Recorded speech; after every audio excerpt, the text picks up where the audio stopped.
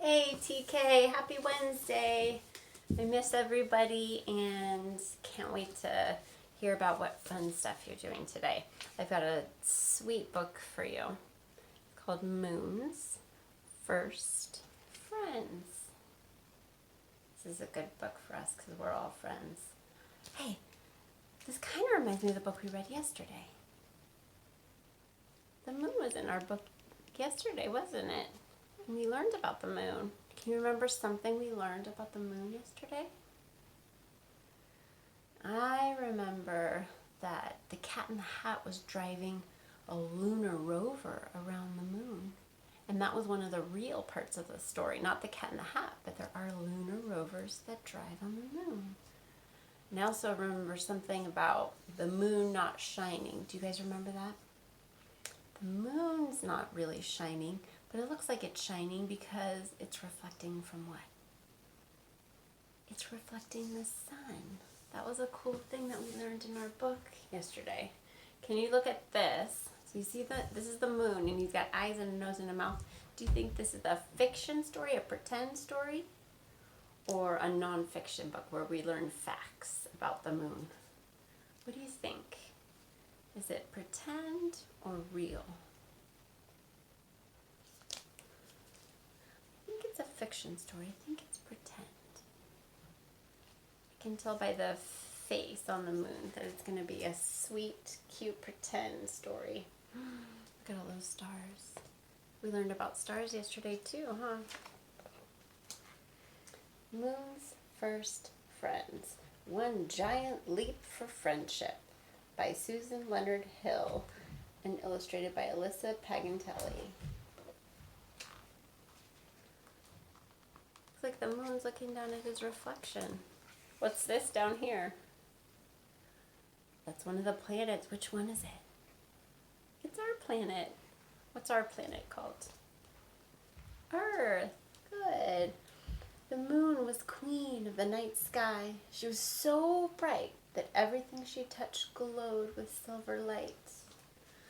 Everything was glowing last week. The moon was so big and beautiful. I could see it reflecting all over the place.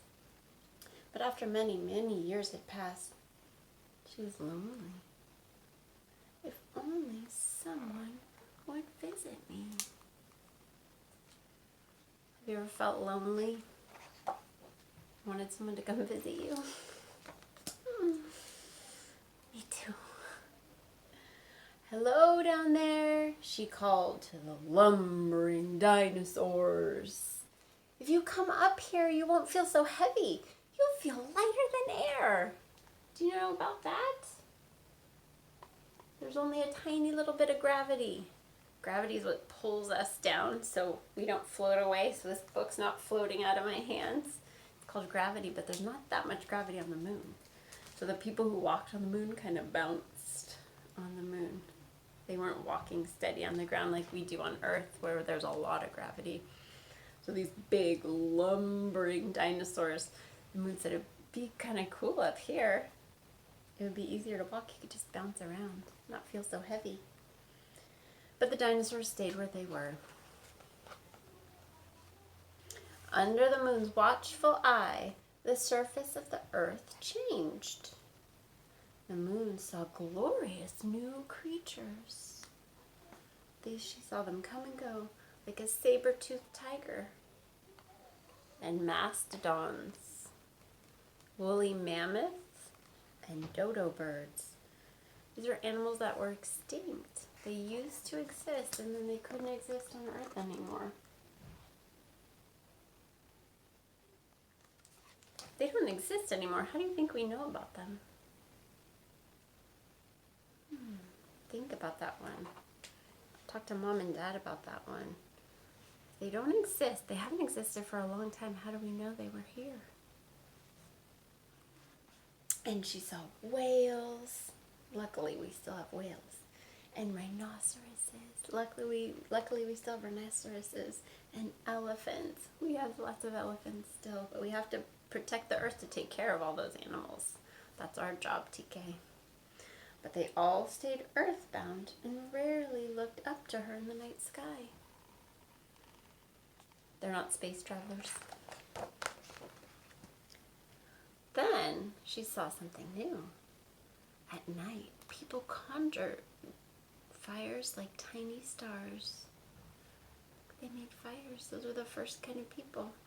And I noticed something by the moon. It's a picture in the stars. Do you guys remember from the book yesterday what that's called? What is that called? It starts with a C. Constellations. Pictures in the sky are constellations. They're not really drawn in with lines like that. You have to use your imagination. There are millions of stars for you up here, she offered, but the people stayed where they were. The moon watched as she circled the earth. You guys know that? The moon circles around the earth. On the wide sweep of the hot Sierra, the Egyptians built some stone pyramids that towered toward the sky. They're trying to reach me, the moon marveled. But though the pyramids were mighty, they came nowhere near high enough to reach the moon. Perhaps they didn't see her.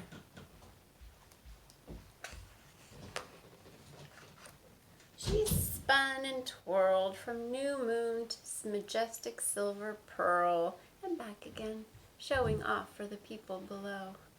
There's the phases of the moon where you can't see it, where it's just a sliver, part of a moon, half moon, full moon, and then it gets smaller again. That's the cycle that we go through every month with the moon.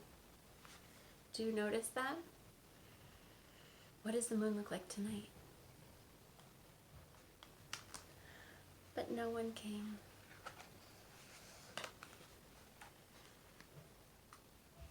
What is this, you guys? There's the sun. What did we learn about the sun yesterday? It's really a what? It's a star. It's just a star that's really close to us.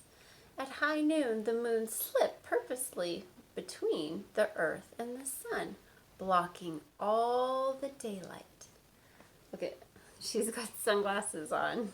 Then she slid aside again, allowing the sun to shine through. No one could have missed that, she thought. Do you know what that's called? That's a thing that really happens. Every once in a while, the moon blocks the sun. Blocking the sun's light, it's called an eclipse. But still, no one ventured away from the earth. Would she ever have a visitor? Or a lonely moon?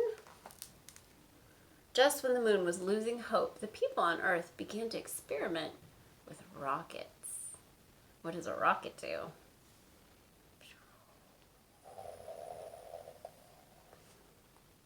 And the moon watched them with great interest. But the humans still had a lot to learn. Look at that. Do you think that's an astronomer or an engineer? Look, he's got some engineering tools. And he's making a plan. One day, the moon's hope soared. A chimpanzee in a mercury capsule rocketed towards her. A visitor, at last! But alas, he returned to Earth without reaching her. And then, one hot July day, a tremendous rocket stood up on a launch pad with two small spaceships perched on top. The countdown began. Countdown with me, you guys. 10, 9, 8, 7, 6, 5, 4, 3, 2, 1. Lift off! What's gonna happen? At 30 stories high and weighing 6 million pounds. Can you even think about how heavy that is? 6 million pounds. Whew. The rocket rose into the air amid an explosion of flames.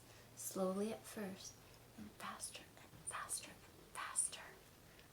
How do you think the moon's feeling? The rocket fell away in stages. That's what's supposed to happen. But the spaceship hurtled toward the moon. They're coming, the moon said. They're actually coming. One of the spaceships remained at a distance, circling. but the other came closer and closer until at last its spindle legs touched down. And that part of the story is real. That's really happened. Welcome, she greeted the men who emerged from the ship. But that's part's pretend. The moon didn't really say welcome when they landed there. Wow. The astronauts walked across her surface with great bounding steps that made her dust bloom. They seemed delighted with how far they could travel with each stride. Remember I said they bounce far because there's only a little bit of gravity? The moon gave them gifts of moon rocks and dust. Take these back to Earth, she said, and even though I can't visit you, a part of me will be there. And that's true too. There's museums and stuff that have moon rocks. The men left her a present in return, a handsome plaque that read, "Here men from the planet Earth first set foot upon the moon, July 1969. We came in peace for all mankind."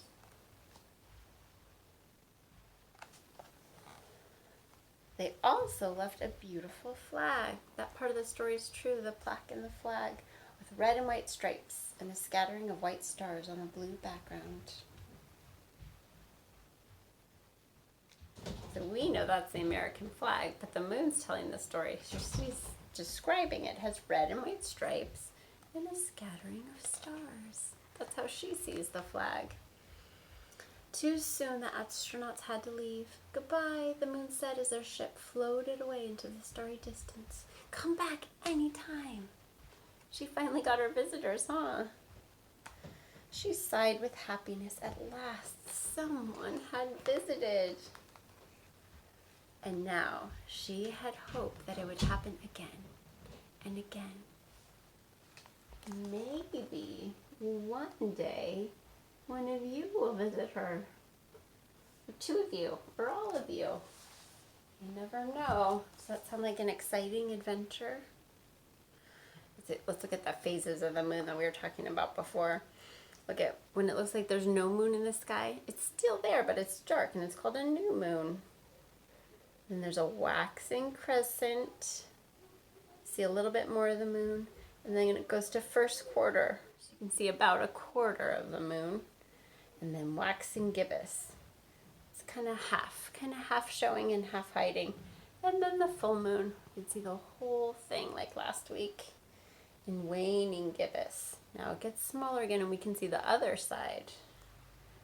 And the last quarter, a quarter of it's showing on the opposite side. And then the waxing crescent, the little crescent. Does the moon ever look like a smiley face from where you are? I like that one. All right, the end. That is a cool story. Let's do calendar quick. Today is Wednesday, May what? Wednesday, May. Yesterday was the 12th, so that makes today the, what comes after 12? 10, 11,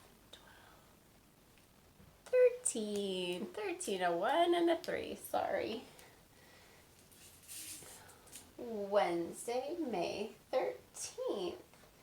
Nice. All right, let's reach for the moon for every day in March and in May. Okay, ready? 1, 2, 3, 4, 5, 6, 7, 8, 9, 10, 11, 12, 13. Good reaching. Miss you, TK. Big hugs. See you tomorrow.